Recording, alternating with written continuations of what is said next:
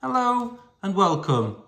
In today's video, I'm just going to demonstrate to you how to replace the key fob battery in this Mitsubishi remote key fob.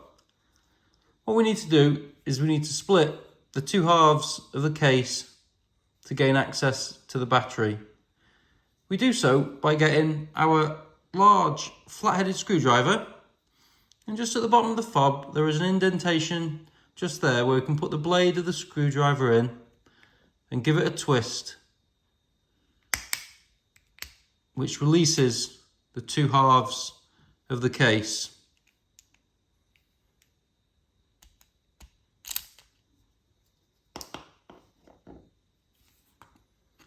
The key fob battery is situated in this housing, just behind this cover here. So again, we get a smaller screwdriver. We just get it in there. And we just release the cover. And there is your key fob battery. Again, we get our screwdriver. And we just get underneath it.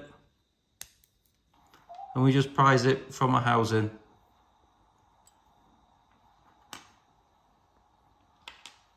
This key fob takes a battery with a part number of CR1616, like this one.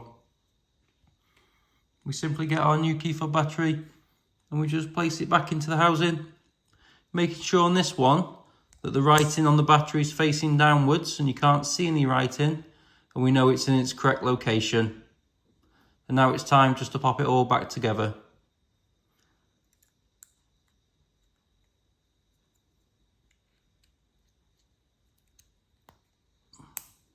Put the housing like that.